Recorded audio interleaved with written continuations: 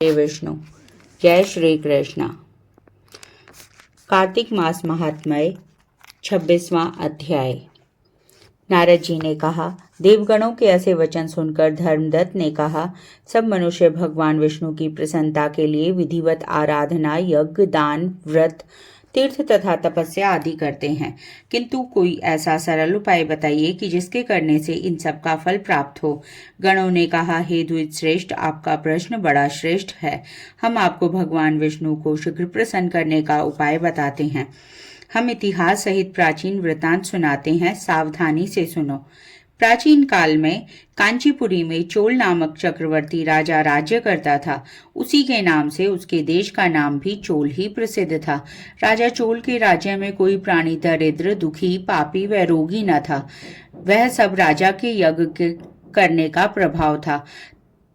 ताम्रपर्णी नदी के दोनों किनारों पर सोने के यज्ञ स्तंभ सुशोभित थे। हे द्विजवर, एक दिन वह राजा भगवान विष्णु के पास गया। भगवान उस समय शेष शैया पर योग निद्रावश सो रहे थे। राजा ने उनकी मणियों, मोतियों और स्वर्ण के दिव्य फल फूलों द्वारा पूजा की।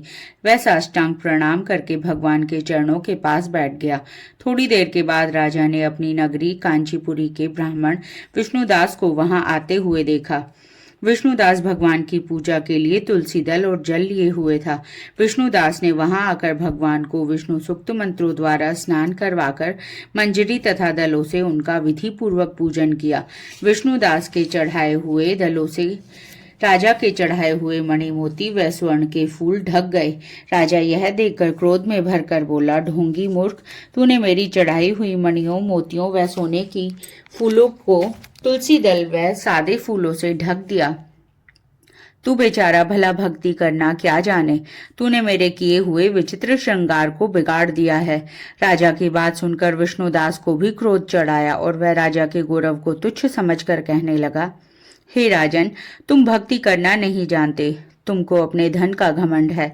बताओ, आज से पहले तुमने भगवान के कितने व्रत किए हैं?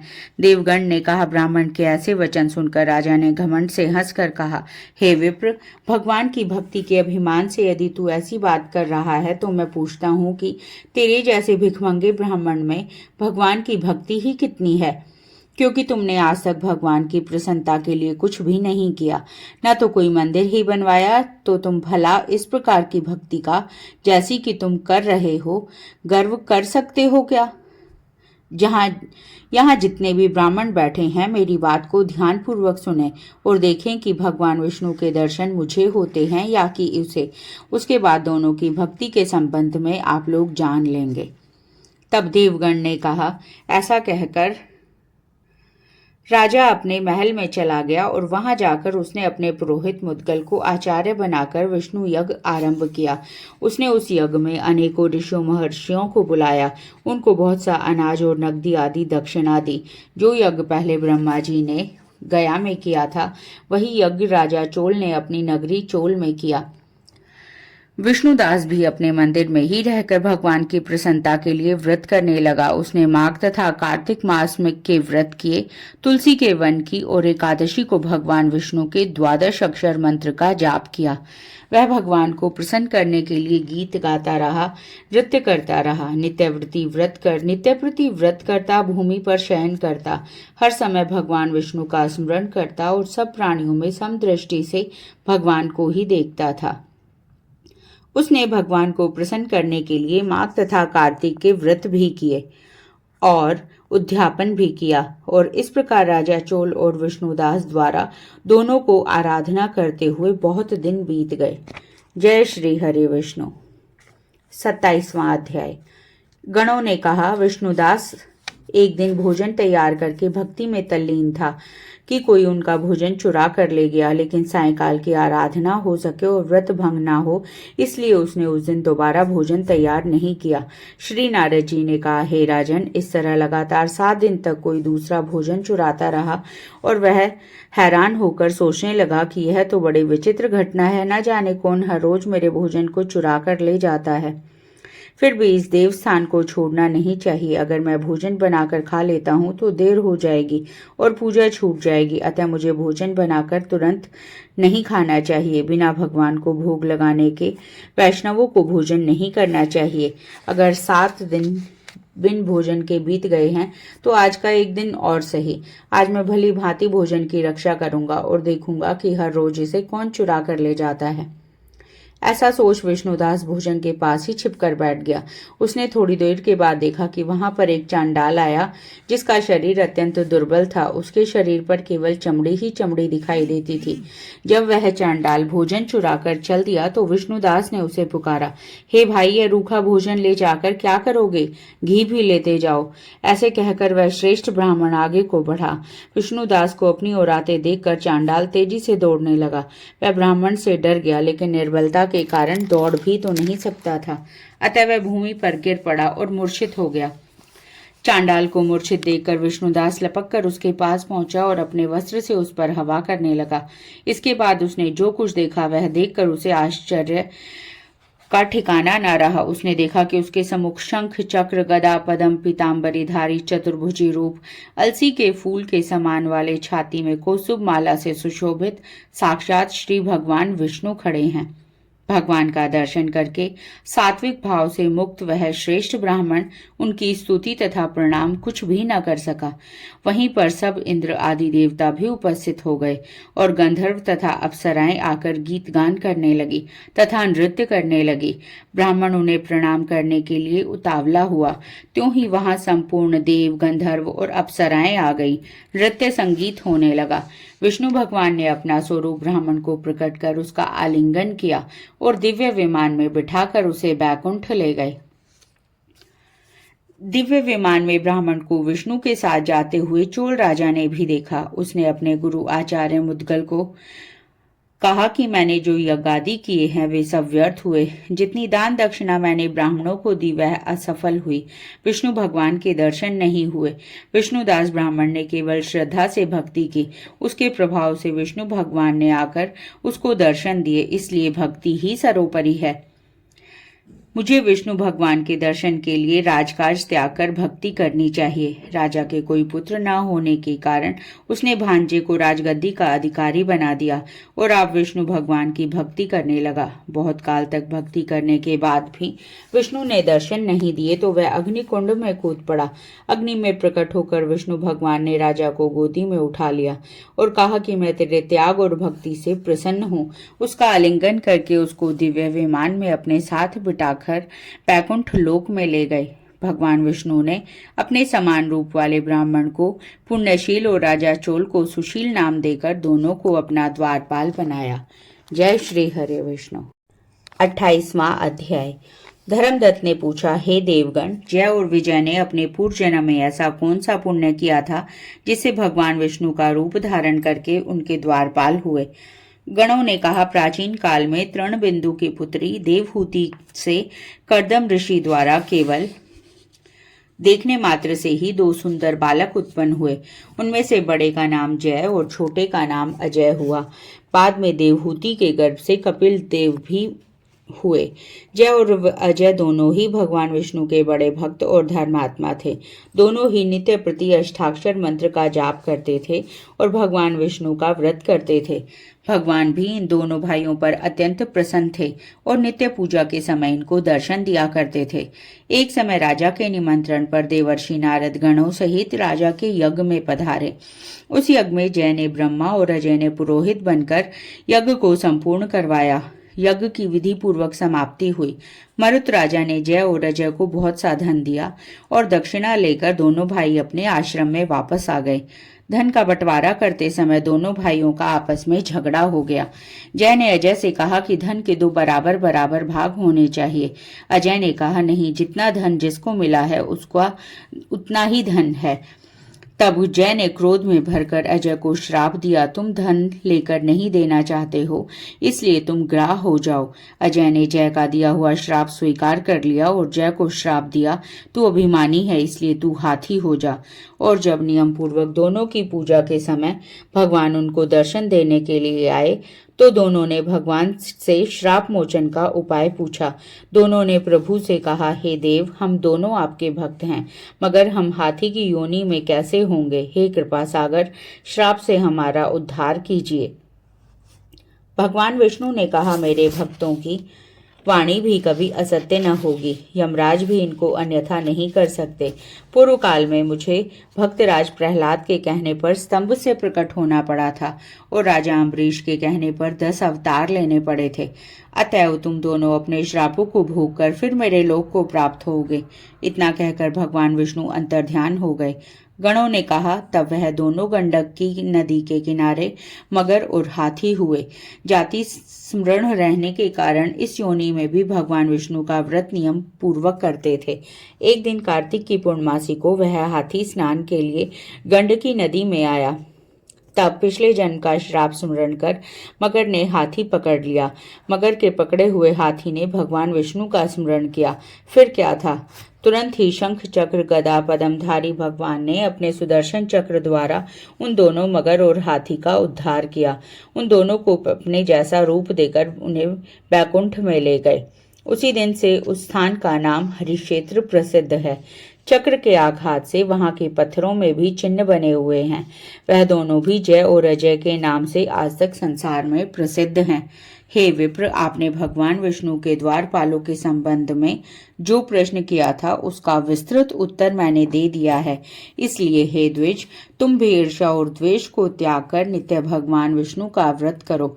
जगत के प्रत्येक जीव को समदृष्टि से देखो। तुला, मकर और मेष की संक्रांति में नित्य प्रातः स्नान किया करो। एकादशी व्रत करो। तुलसी वन की रक्षा किया करो। गो, ब्राह्मण, वैष्णव की सेवा के लिए हमेशा तैयार रहा करो।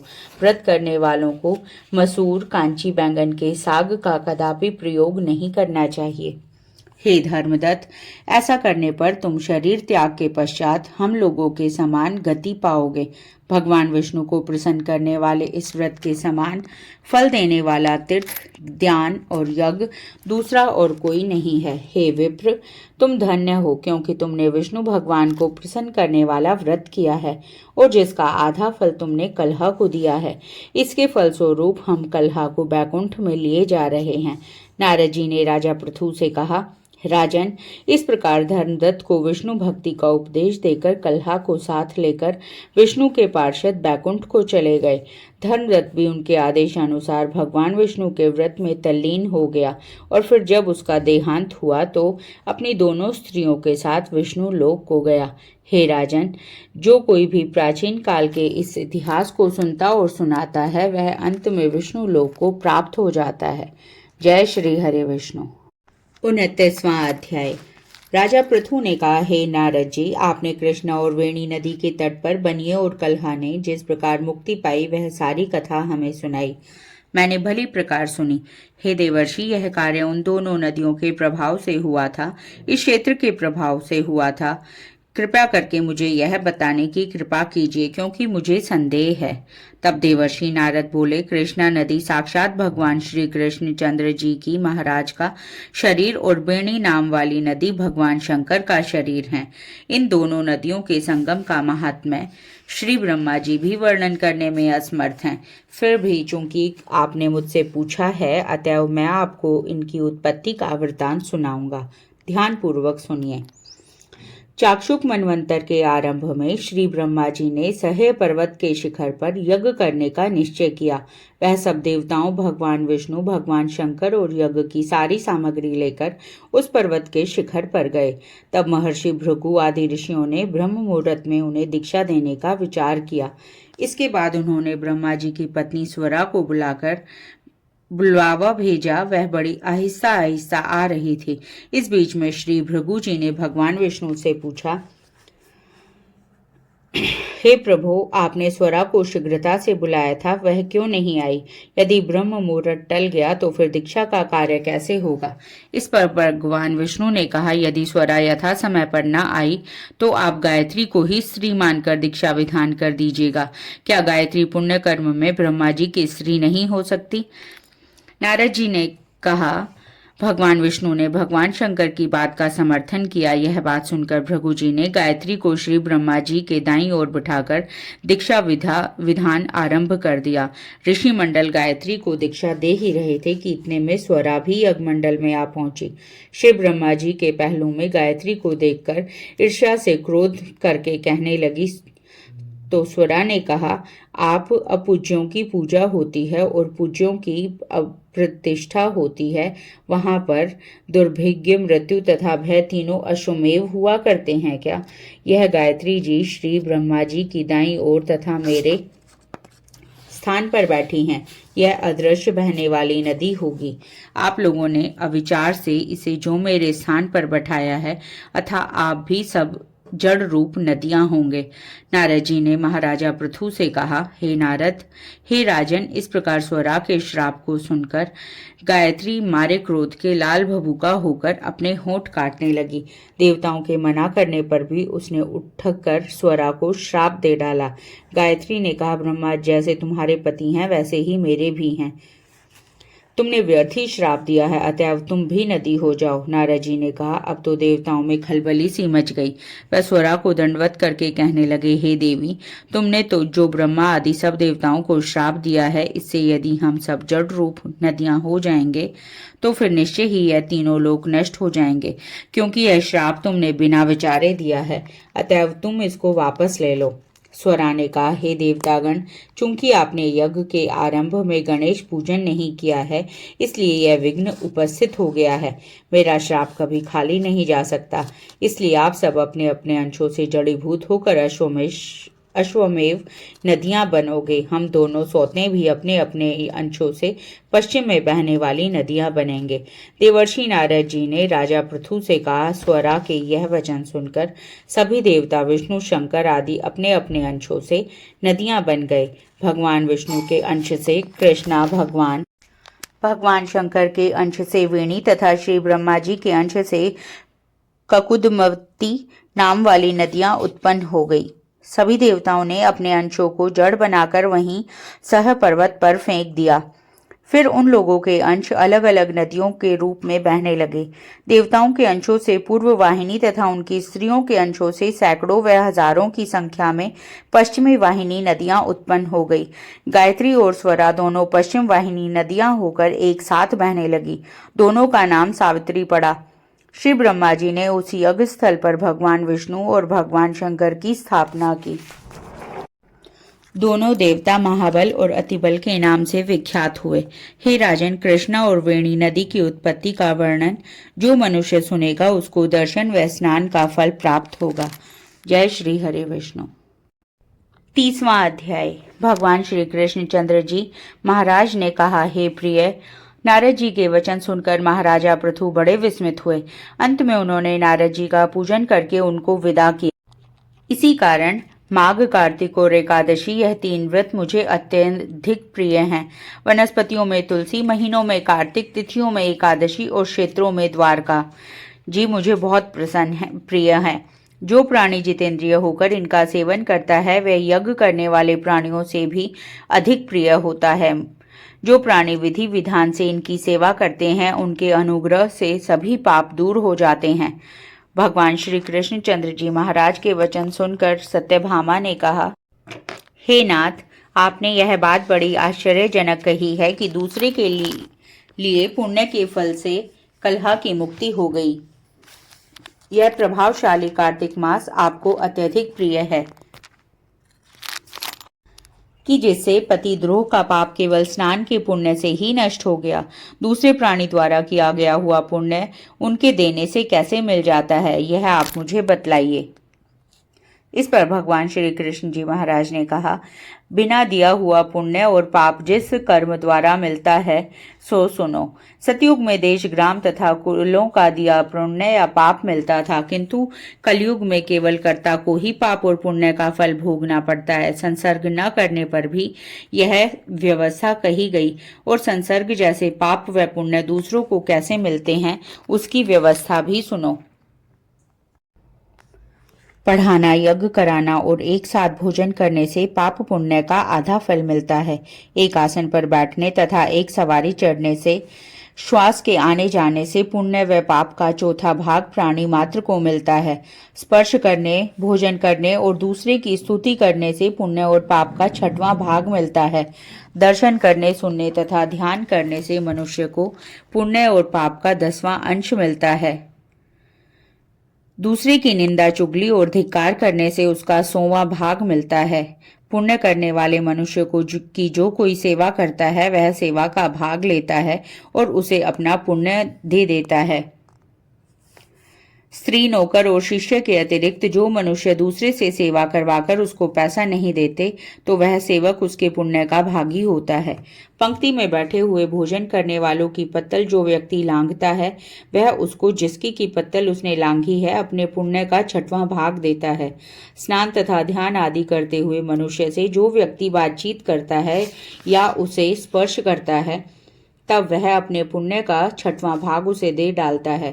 जो मनुष्य धर्म के कार्य के लिए दूसरों के लिए धन मांगता है वह पुण्य का भागी होता है। ठीक उसी प्रकार जिस प्रकार दान करने वाला पुण्य का भागी होता है।